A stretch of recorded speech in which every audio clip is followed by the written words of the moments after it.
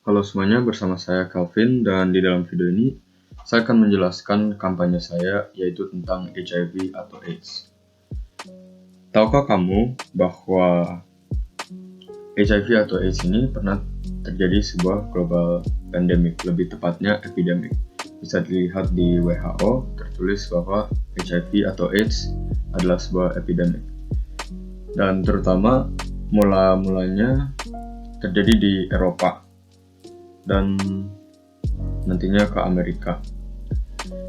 Tetapi yang saya ingin mau jelaskan bahwa secara total, jika kita hitung dari pertama kalinya terjadi epidemik itu sampai sekarang, yaitu 2020 adalah angka yang paling terbaru, ada sekitar 79,3 juta orang yang telah terinfeksi oleh virus HIV. Dan 36,3 juta orang yang telah mati karena virus HIV ini. Di 2020 pun, tahun lalu, ada sekitar 37,7 juta orang yang aktif terinfeksi oleh virus HIV ini. Dan vaksin pun sampai sekarang belum ada secara 100%. Memang sudah pernah dibuat sebuah vaksin untuk HIV atau AIDS ini, tetapi vaksin tersebut hanya bisa bekerja untuk orang-orang tertentu. Ada sumber-sumber yang saya baca, saya akan taruh di link deskripsi di bawah nanti. Kalian bisa baca. Nah, hal ini menjawab apakah virus ini bisa dipulihkan. HIV sendiri ada kasus-kasus di mana orang-orang pernah pulih dari HIV dan ada pencegahannya. Selain dari pencegahan secara diri kita sendiri, ada obat yaitu bernama PrEP, Pre-Exposure Prophylaxis. Dan hal ini bisa mencegah kita untuk atau mengurangi gejala-gejala HIV.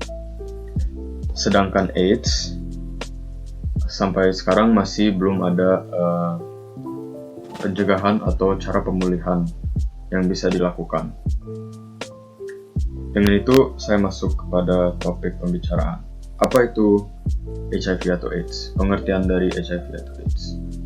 Nah, HIV atau Human Immunodeficiency Virus adalah sebuah virus yang merusak sistem kekebalan tubuh dengan menginfeksikan dan menghancurkan sel CD4 atau sel T, itu sel imun kita.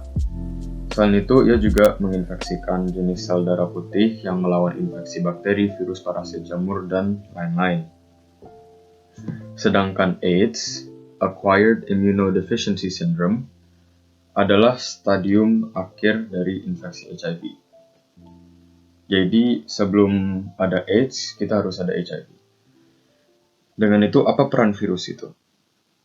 Nah, cara penyebaran dari virus ini, pertama bisa dari darah. Contohnya transfusi darah, mungkin ada virus HIV di dalam darah tersebut, dan jika kita mendapat transfusi tersebut, kita akan mendapatkan HIV. Selain itu, cairan kelamin. Cara mendapatnya dari, contohnya, seks yang tidak terlindungi. Dan yang ketiga, dari perangkat yang tidak steril. Contohnya, suntikan. Mungkin kita pernah menggunakan ke orang lain yang memiliki HIV dan kita menggunakannya lagi tanpa disterilkan. Maka kita yang tersuntik oleh suntikan itu akan terkena HIV. Dan yang terakhir bisa dari ibu ke bayi, contohnya dari ASI. Ibu sedang mengasihi anak, anaknya tentu akan mendapatkan HIV karena cairan ASI memiliki atau mengandung virus HIV. Sebenarnya virus HIV atau AIDS ini bukan yang menjadi masalah yang sangat besar, tetapi akibat dari virus tersebut. Karena yang dilakukan oleh virus tersebut adalah menurunkan sistem imun kita. Dengan itu kita lebih cenderung atau akan lebih sering terkena oleh penyakit lain. Dan itu yang membuat virus HIV atau AIDS ini yang menjadi sangat berbahaya. Contoh penyakitnya adalah kanker, TBC, kandidiasis, cytomegalovirus, dan lain-lainnya.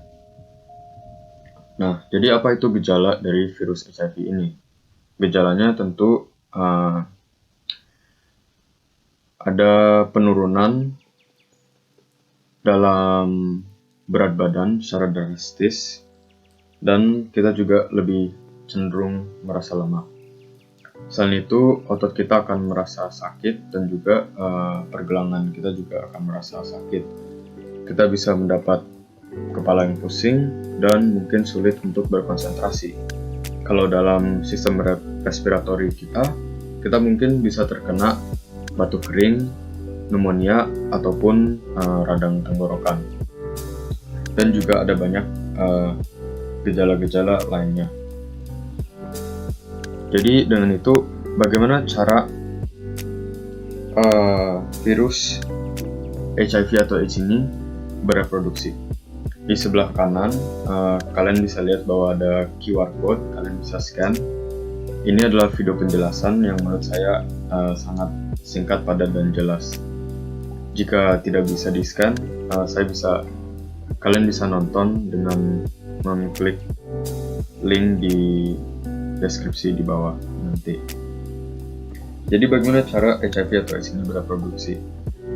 HIV atau AIDS bereproduksi secara lipid. Artinya, virus akan menggunakan sebuah sel dan menginfeksi sel tersebut dan membuat sel tersebut menjadi semacam pabrik untuk mereproduksikan virus secara besar. Jadi virus HIV tentu akan masuk ke dalam tubuh kita dan menyerang T-cell. Setelah itu, virus HIV akan berfusi menjadi satu dengan T-cell dan mengeluarkan RNA dan enzim lainnya. RNA ini akan diduplikasi dan nanti diganti menjadi DNA untuk T-cell. Berarti dalam tahapan ini, T-cell sudah memiliki DNA dari virus HIV. Dan akhirnya T-cell akan mereproduksi virus HIV yang akan menyerang T-cell lainnya. Dan itu cara reproduksi HIV atau AIDS. Dengan itu, bagaimana strukturnya? Struktur dari HIV atau AIDS, pertama kita bisa lihat ada glikoprotein. Nah, glikoprotein ini yang membuat HIV tidak terdeteksi dari sistem imun kita, karena mereka akan berpikir bahwa virus ini bukanlah sebuah virus tetapi sel biasa. Maka saat virus masuk tidak akan langsung diserang, dan itu sebabnya mereka bisa juga berfusi dengan T-cell. Selain itu, mereka juga ada lipid membran, RNA, kapsid, matriks, reverse transkriptase, enzim. Dan itu struktur HIV atau AIDS ini. Jadi dari penjelasan ini, apa dampak positif atau negatif yang bisa diberikan oleh virus tersebut? Secara positif tentu dalam bidang medis, ilmu, dan teknologi medis tentu akan jauh lebih maju, karena dengan virus baru tentu akan ada solusi yang baru dan cara kerja yang baru. Dengan itu membuat bidang medis bertumbuh lebih besar dan ilmu semakin banyak. Secara negatif, tentu dengan virus ini tersebut, kita sudah saya jelaskan tadi di awal bahwa virus ini telah menginfeksi juta-jutaan orang dan telah membunuh jutaan orang juga. Jadi itu dampak negatifnya. Dengan itu, bagaimana cara kita mencegahinya? Coba kita lihat cara penyebarannya. Yang pertama, tentu dari tempat-tempat medis, barang-barang atau hal-hal yang akan dimasukkan ke tubuh sebuah pasien atau tubuh seorang, contohnya misalnya suntikan, harus disterilkan atau lebih aman diganti baru. Jadi tidak akan terjadi penyebaran. Yang kedua, tentu menggunakan contohnya kondom saat melakukan seks agar tidak tersebar juga. Dan yang terakhir adalah pemeriksaan kesehatan. Dan pemeriksaan kesehatan ini menurut saya sangat penting karena jika kita memeriksa tubuh kita, contohnya dengan profesional, kita akan bisa mendapat banyak informasi tentang tubuh kita sendiri, apakah kita sehat, dan bagaimana kita juga merawat tubuh kita. Jadi menurut saya, pemeriksaan kesehatan itu harus dilakukan, dan itu salah satunya untuk mengetahui bahwa apakah kita memiliki HIV atau tidak. Jadi memeriksa tubuh kita juga termasuk cara pencegahan untuk mendapat virus tersebut. Karena dengan mengetahui apa masalah dalam tubuh kita, tentu kita akan ada solusi dan perkembangan yang bisa kita lakukan kepada tubuh kita agar kita bisa tetap sehat. Contohnya mungkin medikasi, mungkin olahraga. Jadi agar tubuh kita tetap sehat dan tidak gampang terkena virus atau bakteri lainnya. Jadi sebelum saya akhiri penjelasan video ini, saya ingin mengakhiri dengan refleksi saya, yaitu history. Dengan melakukan penelitian ini, membaca-baca sumber, saya sadar bahwa virus HIV ini berbahaya. Dan ada banyak virus-virus lainnya yang lebih berbahaya daripada virus HIV. Jadi hal ini membuat saya berefleksi bahwa ada banyak hal yang tidak kita ketahui dan juga ada banyak hal yang baru saja kita ketahui. Apalagi dalam bidang virus yang tentu akan ada penyakit baru di kedepannya. Kapan akan terjadi? Ya kita tidak akan tahu. Contohnya seperti virus COVID ini yang sekarang menjadi pandemi. Pada mulanya kita tentu tidak sangka atau berekspektasi bahwa virus ini akan menjadi masalah secara internasional.